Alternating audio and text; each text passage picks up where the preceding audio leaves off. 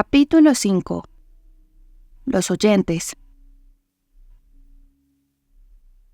Cuando la expectante quietud que siguió a la exclamación casi se había agotado en todos ellos, una luz cada vez más clara se dibujó en una de las ventanas del primer piso y se acercó tanto a la persiana que desde fuera se veía la posición exacta de la llama.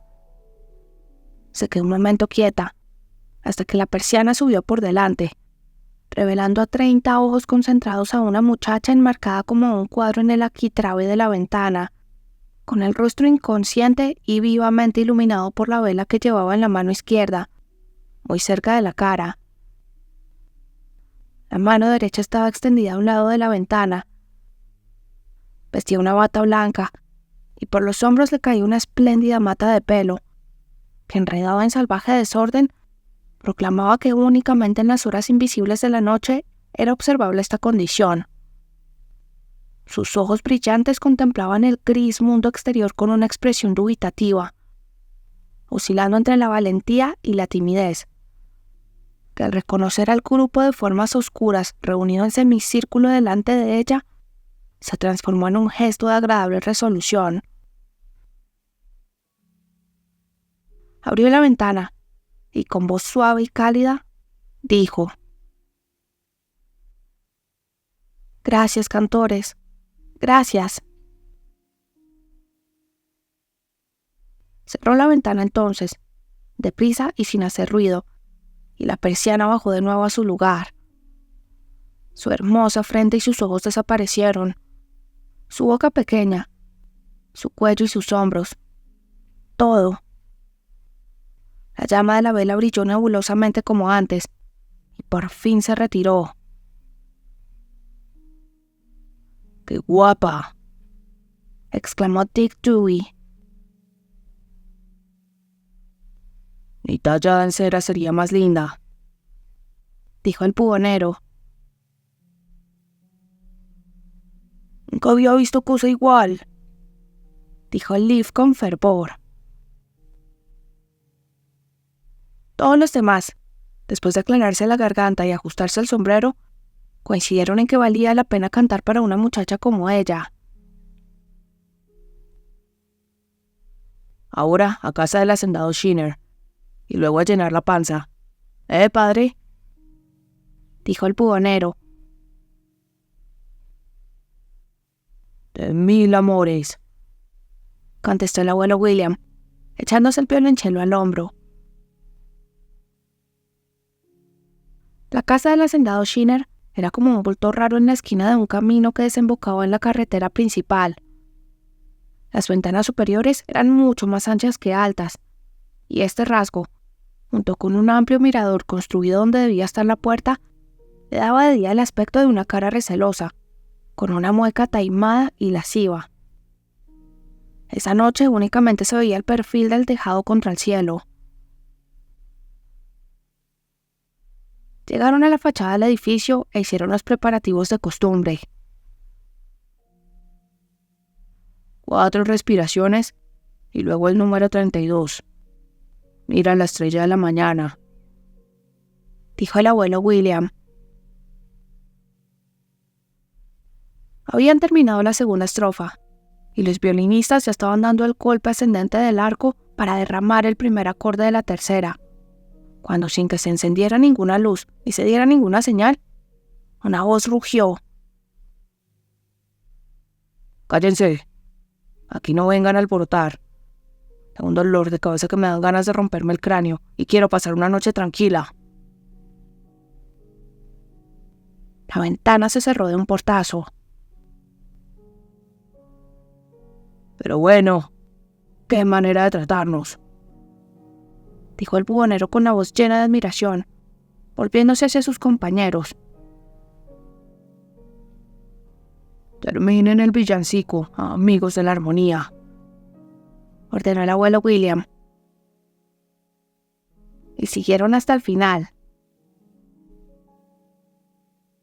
4 respiraciones y el número 19, dijo William con firmeza. «Que se fastidie. No se puede insultar hacia el coro». Esta vez se encendió una luz Se abrió la ventana y la figura del hacendado apareció como fuera de sí. «¡Ahóguenle! ¡Ahóguenle!», gritó el bubonero rasgando el violín frenéticamente. «Toquen fortísimo y ahóguenle la voz». «Fortísimo», dijo Michael Mayle. Y la música y el canto cobraron tal fuerza que era imposible saber lo que el señor Chinner había dicho. Estaba diciendo o iba a decir. Agitando violentamente los brazos y el cuerpo, como si dibujara X y Y mayúsculas, le soltó una sarta de improperio suficiente para consignar a toda la parroquia a la condena eterna. «Es intolerable, intolerable», protestó el abuelo William cuando se retiraban. «Nunca he visto una escena tan horrible en todas mis rondas cantando villancicos. Nunca. Y eso que es el coadjutor del párroco. En cuanto bebe una gota, se le sube a la cabeza», dijo el bubonero. «Es un mal hombre cuando está en vena religiosa. Ahora está en vena mundana. Imagino que tenemos que invitarlo a nuestra fiestecita, mañana por la noche, para levantarle el ánimo. Nosotros no le guardamos rencor a ningún mortal». Cruzaron el puente de Mellstock, continuaron hacia la iglesia y la casa parroquial por un camino casi cerrado por una bóveda de ramas a la orilla del Frum, y poco antes de llegar al cementerio se encontraron con Boss, que venía con el hidromiel caliente, pan y queso. Decidieron parar a comer y beber antes de seguir adelante, y así entraron en la iglesia y subieron a la galería. Abrieron los faroles, y sentados alrededor de las paredes, en los bancos y en cualquier otro asiento disponible, comieron de buena gana. En las pausas de la conversación se oía, a través del techo, un pequeño universo de murmullos y crujidos de la titubeante maquinaria del reloj, que nunca traspasaban las paredes de la torre en la que habían nacido y que despertaban en los espíritus más meditativos la fantasía de que allí se encontraba el camino directo al tiempo.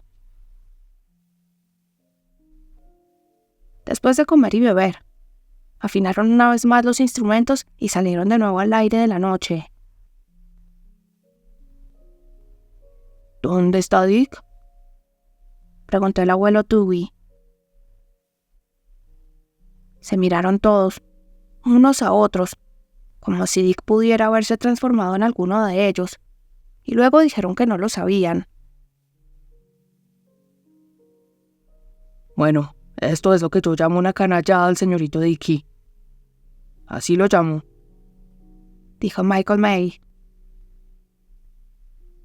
«Se habrá ido a casa solo a lo mejor», sugirió alguien, aunque no se lo creía del todo. «Dick», llamó el bubonero, y su voz resonó con fuerza entre los tejos.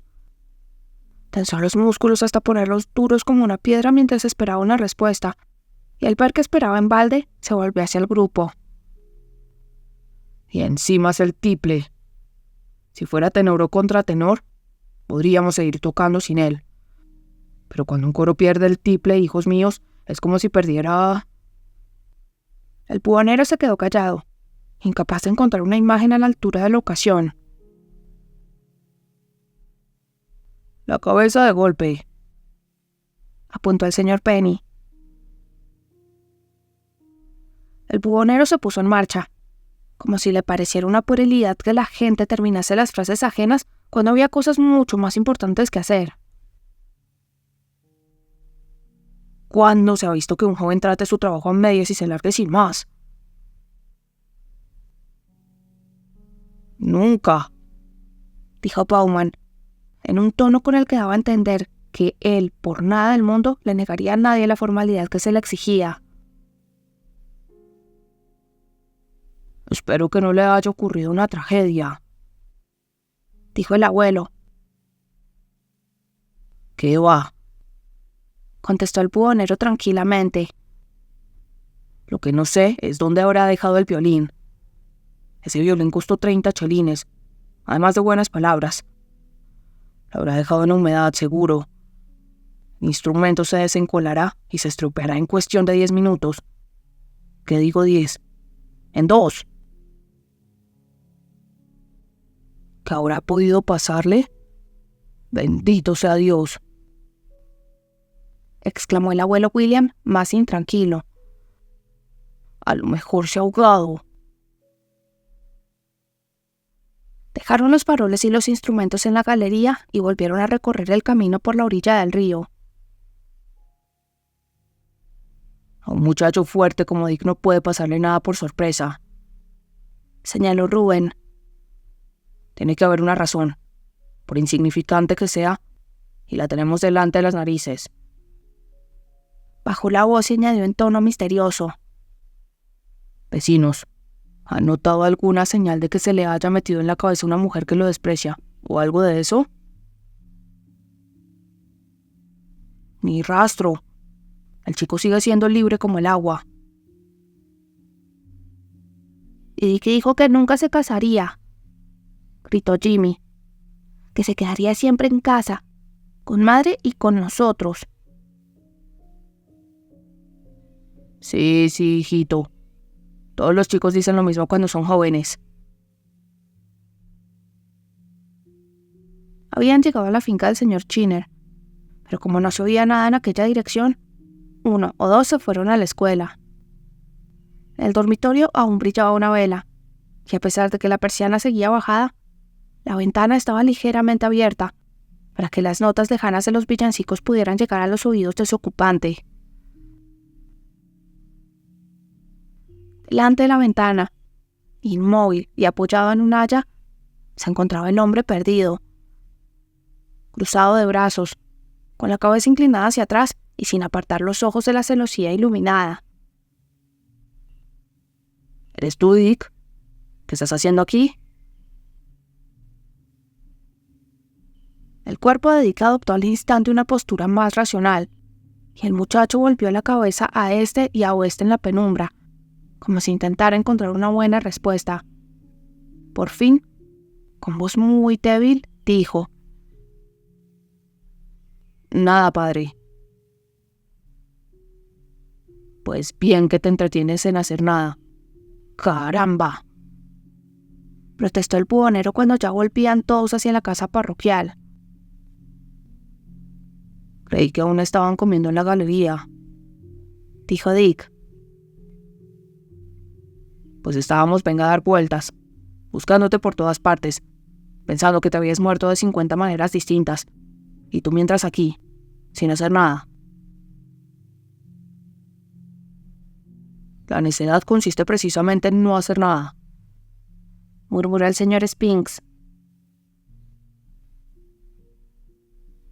La entrada de la casa parroquial era su próximo terreno de operaciones, y el señor Maybolt, el párroco recientemente incorporado al cargo, recibió su cuota de armonías nocturnas según lo previsto. Esperaban que por su profesión abriría la ventana, y en el último momento añadieron un villancico más para animarlo. Pero el señor Maybolt no hizo ningún movimiento. Mala señal, dijo el abuelo William, negando con la cabeza. Sin embargo, en ese mismo instante se oyó una voz cantarina que llegaba a las profundidades de las sábanas. Gracias, vecinos. ¿Qué ha dicho?, preguntó Bowman, que como era bastante duro de oído, hablaba en voz muy alta. El párroco lo oyó. He dicho, gracias, vecinos, repitió. Ah, no lo habíamos oído la primera vez, voció Bowman. Por Dios, no vayas a poner de mal humor a ese muchacho contestando así, protestó el bubonero.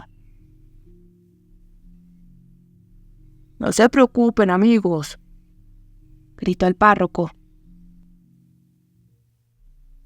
Madre mía, qué buen oído, susurró el señor Penny.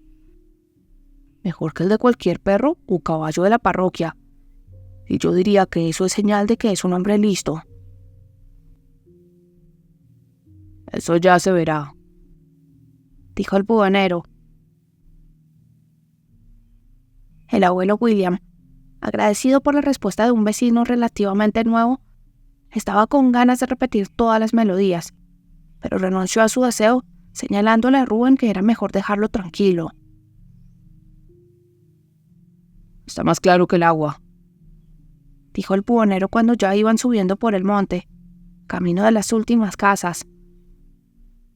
Si pensamos en esa aparición femenina que acabamos de ver, y en este joven párroco con voz de tenor, me parece a mí que esa chica le va a hacer bailar al son que ella toque y dar más vueltas que un 8. Eso va a ser, hijos míos.